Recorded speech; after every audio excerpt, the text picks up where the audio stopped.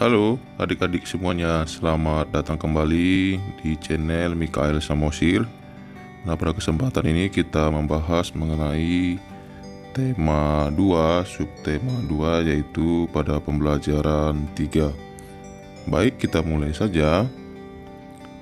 Kerjasama merupakan hal yang sangat penting dalam mencapai tujuan sebuah kelompok. Apakah kamu pernah melakukan kerjasama untuk mencapai suatu tujuan? Ayo mengamati. Amati gambar berikut. Gambar di atas menceritakan sekelompok siswa yang sedang bermain ayam dan elang. Dalam permainan ini, sekelompok siswa berperan sebagai ayam dan mereka mempunyai tujuan untuk melindungi diri dari serangan elang. Bagaimana tujuan tersebut dapat tercapai? Apa yang harus dilakukan oleh setiap anggota kelompok? Ayo kita praktikkan permainan ayam dan elang tersebut. Nah, adik-adik, di sini sudah dikasih tahu bagaimana petunjuk bermain ayam dan elang ya. Ada cara bermainnya, kemudian peraturan permainannya. Nanti adik-adik boleh praktikkan dengan teman-teman adik-adik ya. Baik, kita langsung saja. Kemudian di sini juga ada disampaikan bagaimana proses berlari yang benar ya. Gerakanmu dimulai dari kaki menumpuk, kemudian tahap mendorong, serta gerakan kaki ayun. Baik, kita langsung saja, kita lanjut lagi. Ayo membaca. Pertempuran Ambarawa. Pada tanggal 20 Oktober 1945, tentara sekutu di bawah pimpinan Brigadir Bethel mendarat di Semarang dengan maksud mengurus tawanan perang. Kedatangan sekutu ini diboncengi oleh Nederland Indies Civil Administration atau yang disebut dengan NICA. Namun, ketika pasukan sekutu dan NICA telah sampai di Ambarawa dan Magelang untuk membebaskan para tawanan tentara Belanda, para tawanan tersebut justru dipersenjatai sehingga menimbulkan kemarahan pihak Indonesia. Pada tanggal 26 Oktober 1945, di kota Magelang terjadi pertempuran antara pasukan Tentara Keamanan Rakyat atau TKR dengan pasukan gabungan Inggris dan NICA. Insiden tersebut terhenti setelah Soekarno dan Brigadir Bethel melakukan perundingan dengan memperoleh kata sepakat. Namun, ternyata pihak sekutu mengingkari janji. Pada tanggal 12 Desember 1945, pertempuran berkobar di Ambarawa.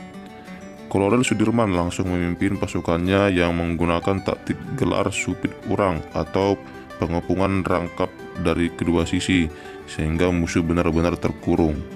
Setelah bertempur selama 4 hari, pada tanggal 15 Desember 1945, pertempuran berakhir. Indonesia berhasil merebut Ambarawa dan sekutu dibuat mundur. Kemenangan ini diperoleh berkat kerjasama dari seluruh rakyat di Ambarawa.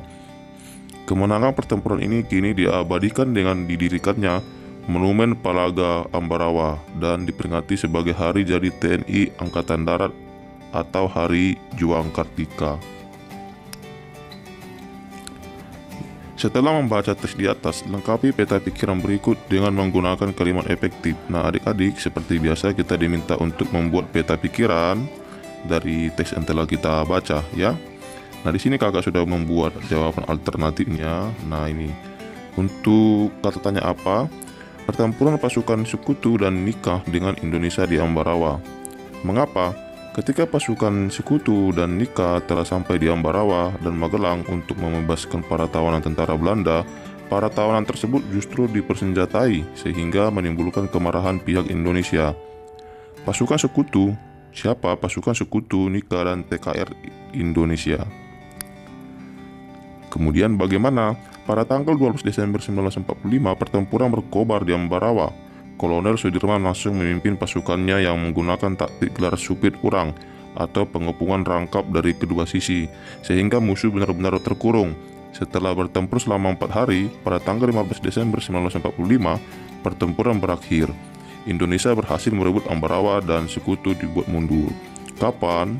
12 Desember sampai 15 Desember 1945. Di mana? Di Ambarawa. Tukarkan peta pikiran yang telah kamu buat dengan salah satu teman. Nah, adik-adik boleh menukarkan peta pikiran yang tadi yang kakak coba buat. Tapi nanti adik boleh coba sendiri, buat sendiri dan tukarkan kepada temannya. Pertempuran Ambarawa merupakan salah satu pertempuran yang sangat bersejarah dalam upaya mempertahankan kemerdekaan Indonesia. Tentunya pertempuran tersebut memiliki makna sejarah bagi seluruh rakyat Indonesia. Baca kembali tes pertempuran Ambarawa dan peta pikiran yang sudah kamu buat, kemudian jawab pertanyaan berikut. Nah, di sini adik-adik ada beberapa pertanyaan, ada 1, 2, kemudian 3, 4, 5, 6. Ada 6 pertanyaan dan kakak sudah coba buat jawabannya. Nanti adik-adik boleh pakai ya. Nah, ini dia. 1. Apa saja upaya yang dilakukan oleh rakyat di Ambarawa untuk mempertahankan kemerdekaan Indonesia? Jelaskan. Menggunakan taktik gelar supit urang atau pengepungan rangkap dari kedua sisi, sehingga musuh benar-benar terkurung. 2. Bagaimana pendapatmu tentang upaya-upaya yang telah dilakukan? Setelah bertempur selama 4 hari pada tanggal 15 Desember 1945, pertempuran berakhir. Indonesia berhasil merebut Ambarawa dan sekutu dibuat mundur.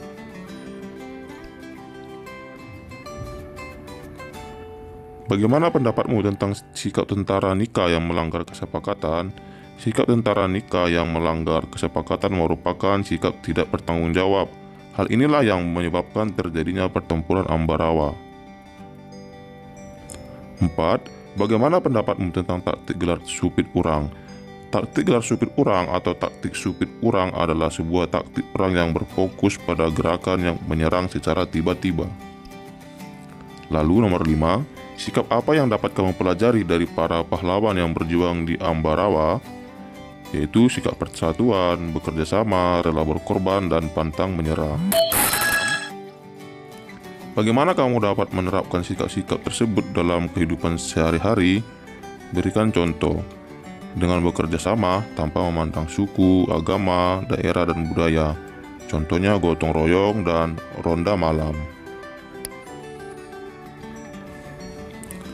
Tahukah kamu bahwa beberapa hewan juga menggunakan prinsip kerjasama, persatuan, dan taktik agar dapat menyesuaikan diri dengan lingkungannya? Hiena adalah contohnya. Salah satu cara yang dilakukan hewan ini agar tetap bertahan hidup adalah dengan bersatu dan bergerombol. Hiena adalah hewan paling pintar di dunia. Apabila ada anggapan bahwa simpase, anjing, atau lumba-lumba adalah hewan terpintar saat ini, mungkin pernyataan tersebut betul, namun kurang tepat. Menurut penelitian, hewan terpintar di muka bumi adalah hiena. Dr. Sarah Benson Amram dari University of Santo Andre mengatakan bahwa hiena adalah hewan terpintar karena binatang ini tersebut dapat mengatasi masalah secara naluri dan juga dapat berhitung. Dalam penelitiannya, Sarah berhasil menyimpulkan bahwa tingkat kepintaran seekor hewan ditentukan dari cara mengatasi masalah. Hiena mempunyai strata sosial lebih tinggi dari jenis lainnya dan dapat mempertahankan wilayahnya dengan cara memanggil rekan mereka. Hiena akan mengusir hewan lain yang masuk ke wilayahnya dengan cara bergerombol. Hewan ini dapat menghitung jumlah penyusup di wilayahnya dan memperkirakan beberapa rekan yang harus hadir untuk mengusirnya. Hiena mempelajari cara untuk mengatasi masalah dari kesalahan dan percobaan. Hal ini seperti yang dilakukan manusia ketika menghadapi masalah, ungkap Sarah seperti dikutip Telegram. Dia juga menjelaskan bahwa walaupun banyak hewan lain yang melakukan metode seperti yang dilakukan hewan, namun hewan ini lebih cepat dalam melakukannya.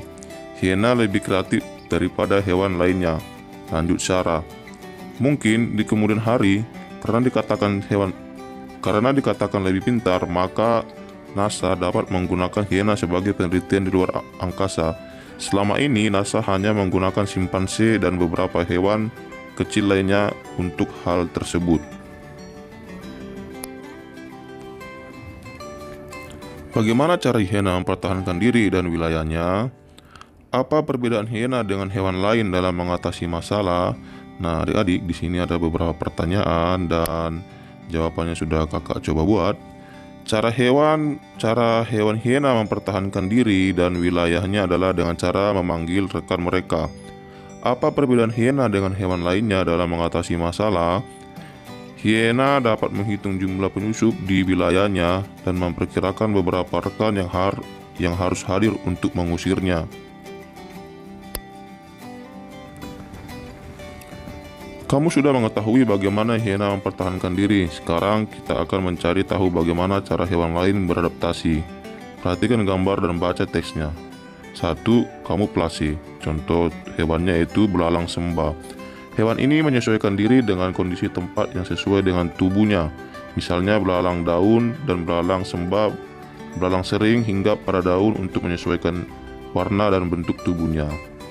Mimikri, contohnya itu bunglon. Bunglon menyesuaikan diri dengan mengubah warna kulitnya sesuai dengan tempat berada. Misalnya ketika bunglon berada di batang kayu, warna kulitnya berubah dari hijau menjadi kecoklatan dan kehitaman atau sebaliknya. Perubahan warna ini membuat bunglon mampu membaur dengan lingkungan. Lalu 3. Autotomi atau melepas bagian tubuh. Contohnya cicak. Untuk melindungi dirinya, cicak dan kadal melepaskan ekornya. Cara ini disebut autotomi. Ekor yang telah putus akan tumbuh lagi seperti semula. 4. Menggulungkan diri, contohnya terenggiling. Terenggiling melakukan penyesuaian diri dengan menggulungkan tubuhnya membentuk spiral. Cara ini dilakukan untuk melindungi diri dari serangan musuh. Contoh hewan lain yang menggulungkan diri adalah lipan. Sekarang, ayo cari tahu bagaimana hewan berikut menyesuaikan diri. Nah, adik-adik, di sini kita diminta untuk mencari tahu bagaimana hewan cumi-cumi, walang sangit, dan siput. Bagaimana mereka cara menyesuaikan dirinya. Nah, di sini kakak sudah coba buat. Ini dianya. Cumi-cumi menyesuaikan diri adalah dengan mengeluarkan cairan seperti tinta agar terhindar dari hewan lain yang ingin memangsanya. Walang sangit. Bentuk penyesuaian diri walang sangit terhadap lingkungannya adalah dengan cara mengeluarkan bau atau aroma yang menyengat untuk melindungi diri dari serangan predator yang akan memangsanya. Siput menyesuaikan diri dengan cara berlindung pada cangkang yang keras untuk melindungi diri dari musuh. Nah, adik-adik, di sini juga diminta tulis kesimpulanmu tentang cara hewan beradaptasi pada diagram berikut. Nah, di sini kakak sudah coba buat. Nah, ini diagramnya. Ada belalang sembah, bunglon, cicak, siput, walang sangit, dan cumi-cumi. Nanti adik-adik tinggal pindahin saja dari tabel yang tadi. Nah, misalnya untuk siput, walang sangit, dan cumi-cumi, belalang sembah, bunglon, tadi sudah kita bahas bagaimana cara hewan beradaptasi. Nah, adik-adik, sampai sini dulu materi pembelajaran 3 ya. Nanti kita lanjut lagi di pembelajaran berikutnya. Jika adik-adik masih bingung, silakan cantumkan di kolom komentar. Sampai jumpa di materi berikutnya. Terima kasih.